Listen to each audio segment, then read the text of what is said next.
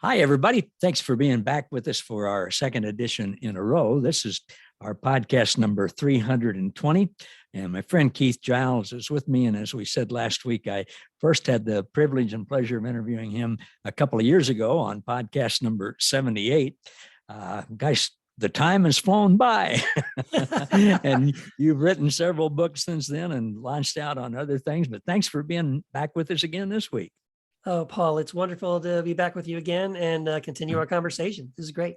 Thank you. It is for me too. And as we talked about last week, I'm getting ready to, my new book, Grace to All, same name as this podcast, will come out 2 or 3 weeks after people listen to this, really. And it's about connecting the people who I've interviewed, helping people connect with them, and I've got a couple of pages where I talk about you and the other folks. They're the things that you do to help people, and then I mentioned your books and podcast and all of those things. So, kind of dovetailing off of that, Keith, when somebody reads this, gets a hold of the book, and they reads it, they're interested in what they see about Keith Giles, and they start to follow you and listen to your podcast, read your blogs, get your books and stuff.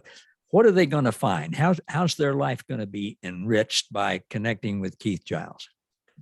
Wow. So that is a really good question, Paul.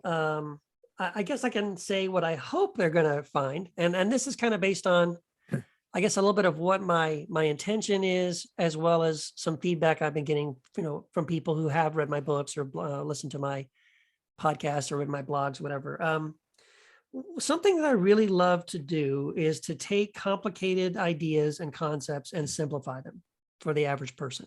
And so, I guess that probably started years ago when I was in college. I was a philosophy minor in college, and I would read these really complicated, difficult, dense philosophical books by Hegel and Kant and Kierkegaard and all these kind of people.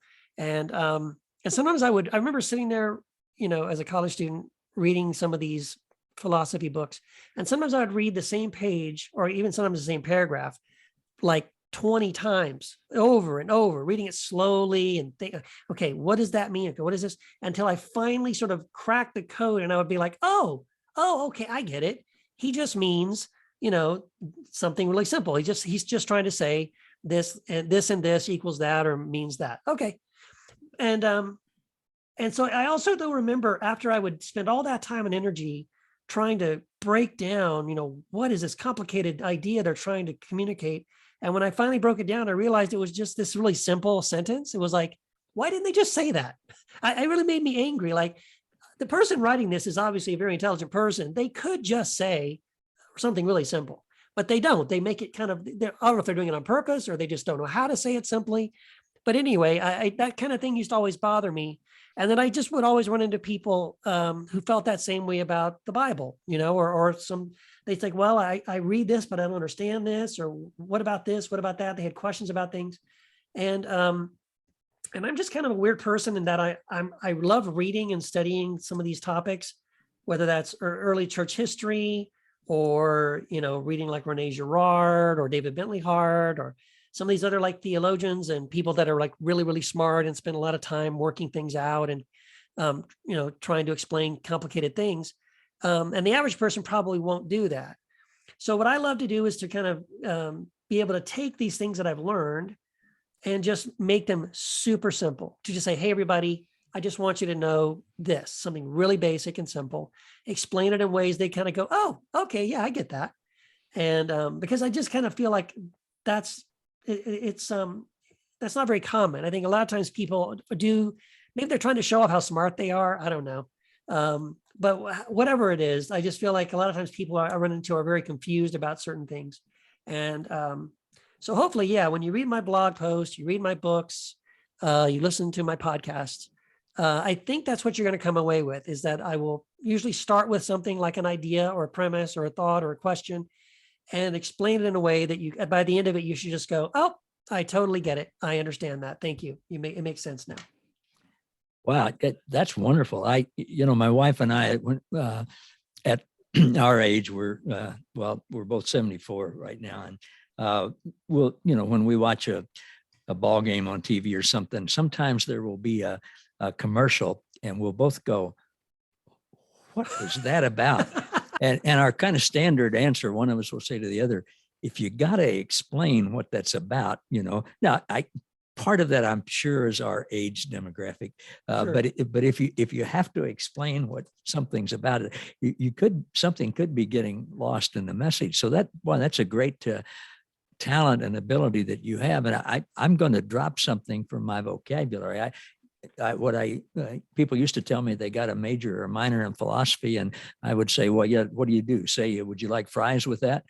Well, no longer. I could say, "Hey, my friend Keith Giles, he's got a minor in philosophy, and he helps people understand complex things." That's right. See, you know what? Look, philosophy, it gets a bad rap. And here's the hilarious thing. So that was my minor, was philosophy. My major was creative writing. But between those two things, I got that response from people all the time. Like, you're studying what? You have a degree in what? Creative writing in a minor in philosophy. Like, well, yeah. What are you going to do with your life? And that's probably why for the longest time, I thought I'm never going to make a career out of these things. So, somehow I've been able to come to a place where, like, no, I can actually make a living writing my books and all this kind of stuff. Because there are so many things people don't understand. I think, and I think it took me a while to figure that out. Like, because people would, once I started writing blogs, and then I started publishing my books and things like that. People then suddenly just start automatically, they want to ask you questions, right? They're like, "Oh, hey, hey, I liked your book," or I like that blog post you wrote, or whatever. But hey, can I ask you something? Like, what's the unforgivable sin? Or, when do you think, you think Jesus is coming back any day now, or whatever, right? They'll have some kind of a question that's been bothering them, or something they don't understand. And they'll ask you. And so I love being able to help people figure things out and answer their questions. If nothing else, point them in the right direction. But the more you do that, the more you realize that, especially when you get those same questions all over and over and over again, you realize, like, people are really confused about this stuff. So that's why I love being able to do a podcast or write a blog post and say, here's why you're confused about the book of Romans, or here's why people don't understand, what Jesus is talking about in the Olivet Discourse, or whatever. Because A, these things are confusing, and B, a lot of times the answers that we're given, maybe from the pulpit or a Bible teacher or something, just doesn't seem to add up. It's like, okay, they gave me an answer, but I'm still confused. I still don't think it makes sense. Yeah. And so being able to kind of go, well, okay, here's why it doesn't make sense, and here's what's really going on. Here's some things you maybe haven't noticed. Yeah. And so anyway, I love being able to do that. And I think that's that's wonderful. I think of the scripture, Psalms or Proverbs, I can't give you the address, but delight yourself in the Lord and he will give you the desires of your heart. I've come to understand that those are his desires that he puts in our heart to begin with, that then he gives to us. And it sounds like he put that desire in your heart. You got the creative writing and the philosophy background to do it. And now he's bringing that about. Yep. And it's just cool to think about that. Yeah, absolutely. Wonderful. Yeah. When people connect with you, one of the things that they can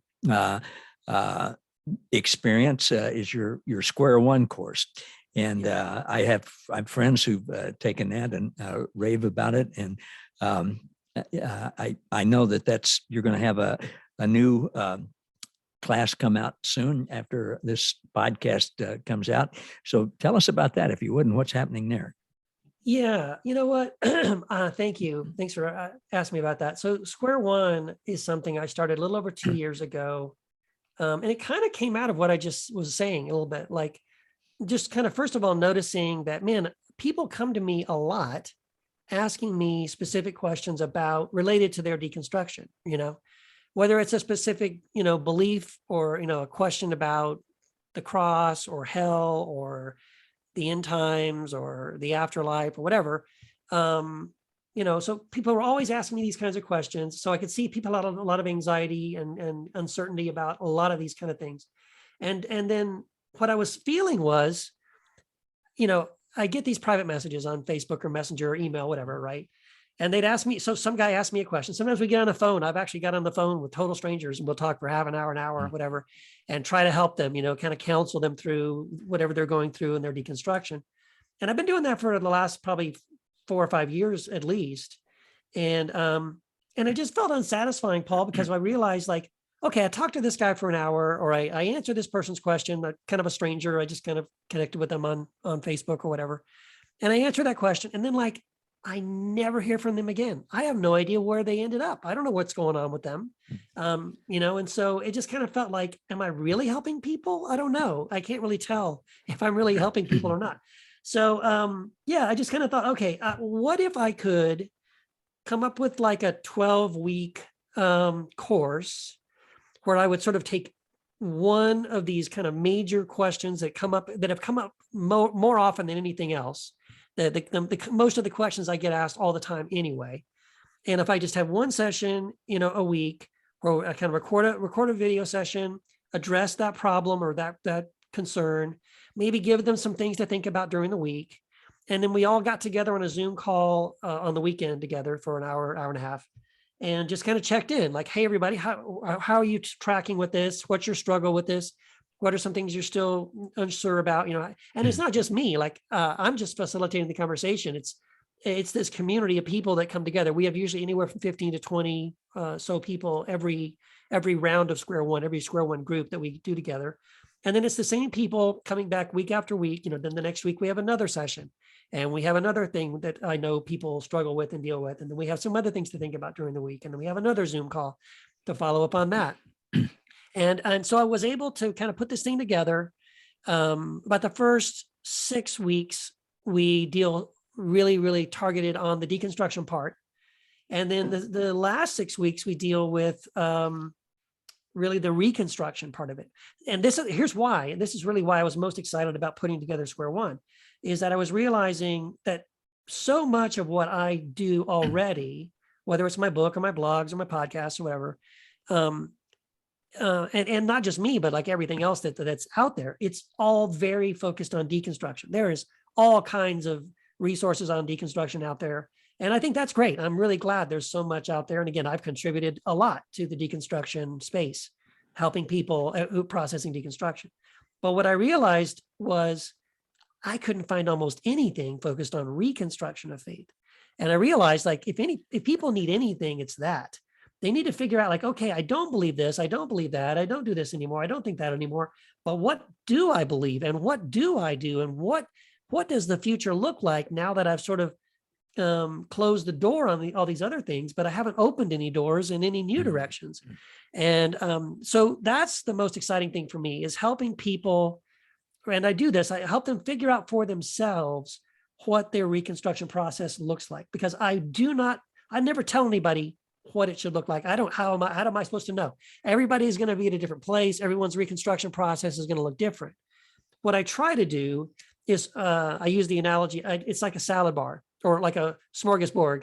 They used to do these all the time when I was younger, have these big, huge buffet things where you would just basically, I want to lay out for people a range of possible options and give them an opportunity. And we do this together through the course of like, well, try this and try that. And then, some things you're going to try on or taste and see, and you're going to say, I don't like that. That doesn't work for me. Great. Put that aside, check the box. Don't do that again. But a few other things you're going to try out and you're going to look into, and you're going to say, you know what? Oh my gosh, this was great. This is exactly what I need. And so I kind of just lay, again, a range of options for people, let them sort of figure out for themselves at their own space, at their own, time, their own process, what that reconstruction looks like. But then the community doesn't go away. Even when the course is over, they're still a part of, we have a private Facebook group. They're still a part of that group. We do Zoom calls. They're able to move on to, if they want to, they can go to Square 2 or Square 3, which are just, we're going to go even deeper on some of these areas. And yeah, it's just been wonderful. I have been so personally blessed to get to know these people. I have learned so much from them, probably as much from them than they've learned from me. And it's really enriched my own sort of reconstruction process as well. It's just been beautiful. So being able to see people heal from toxic theology, kind of recover from what I call worm theology, this feeling that, God hates me and he's disgusted with me and all that, to move into a place of freedom and to really recognize God does love you and, all that kind of stuff. That's been beautiful. And so that's been the greatest thing for me in welcoming people into the Square One. That's wonderful. That's wonderful. And we're doing, I'm just, it's striking to me the kind of similar path that we're on, because I do the same thing, just within different formats. And one of the things with helping with helping single parents, boy, most of them suffer from a worm theology that's on steroids. And to be able to release them from that, and also the smorgasbord, the buffet thing. That's another thing with my book and with these podcasts, because it's hard for me to realize, but not everybody's going to relate to Paul Gray. But there's some people that are going to relate to Keith Giles, or to Malcolm Smith, or to Baxter Kruger, or Don Keithley, or Brad Jerzak, Paul Young, and Lisa Kutcher, people who aren't household names in the deconstruction movement. And then they get to think, oh, well, I'd rather connect with this guy who's a former construction worker in Colorado Springs than I would a jazz musician in Lawrence, Kansas, or whatever. Right. And, but man, what is so exciting, Keith, is the time that we live in. Mm-hmm. I so remember in 2009 when I started just getting a grasp on grace. I got this book in the mail with no return address or anything on it. It was a book called The Rest of the Gospel by Dan Stone, and I can't think of the other guy's name, but it had a section in it on grace. I had no concept. I'd been a pastor for 20 years. I had no concept. And so I got so excited. And then somebody turned me on to Steve McVeigh's book, Grace Walk. And I thought at the time, Dan Stone had died, and I didn't know how to connect with Steve McVeigh. I was so naive. I thought, I guess I'm the only one. Nobody else knows about this. That's right. Well, I wasn't the only one, of course.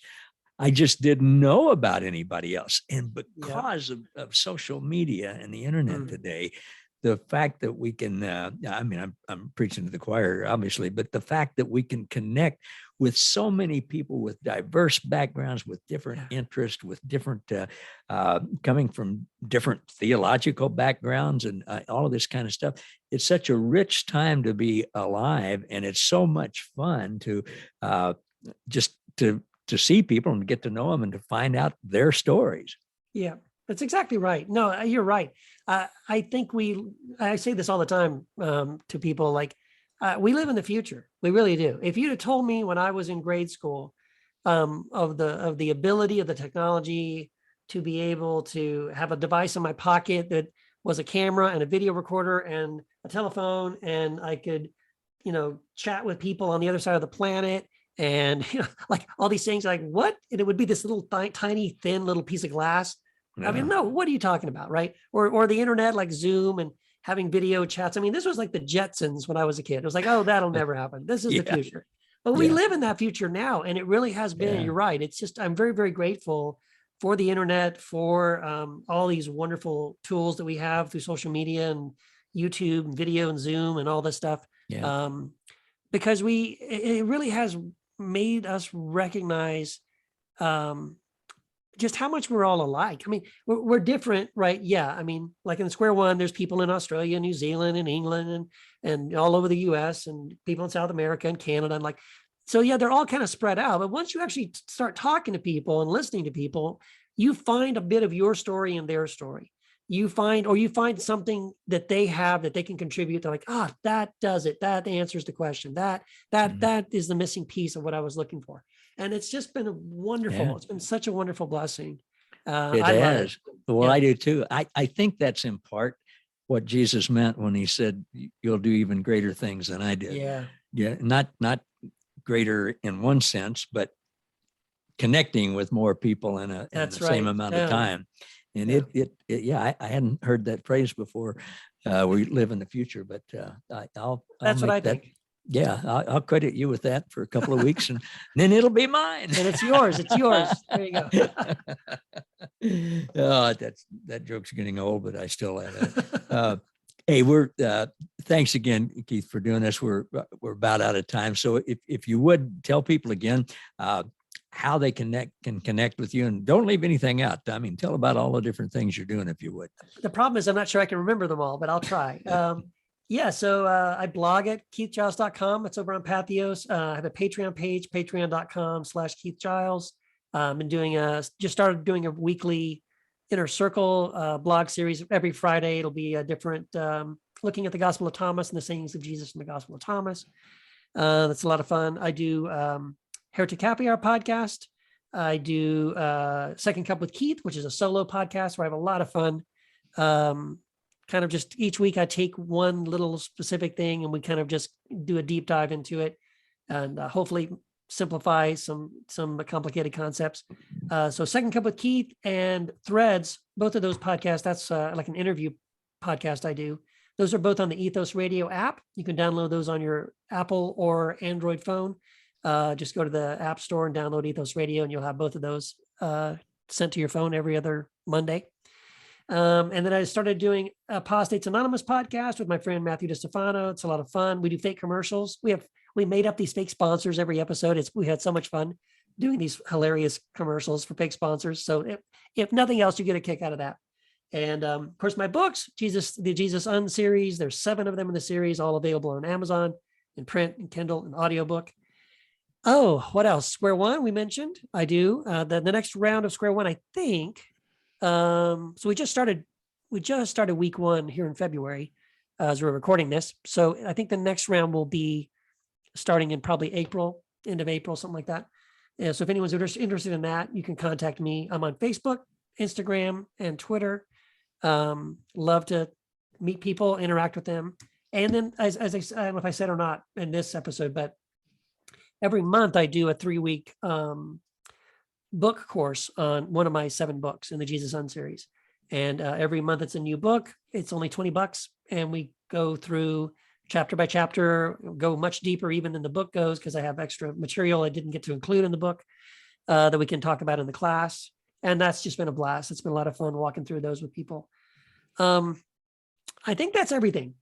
Maybe I missed something, but I think that's pretty much everything. Well, what a treasure trove. And I don't think I mentioned, but in our new book, Grace to All, in addition to the 2-page article I write about Keith and the other people, I also have a section in the back in alphabetical order, and I list all of those things about each one of our guests. And I can see I'm going to have to contact my publisher and update a few things with you. You're adding new things all the time. But thank you for doing all of those. Thanks for following your calling and the desires of your heart that God has given you and blessing all of us in the process. Thanks, Paul. I love doing it. I'm blessed that I get to do it, and I hope it continues to be a blessing for people. And again, thank you for having me on your podcast again. Thank you. Stay online for just a minute when we finish, but thanks for being here. Thanks everybody for watching, being with us for another edition of Grace to All. Paul Gray today with my guest, Keith Giles. See you all next time.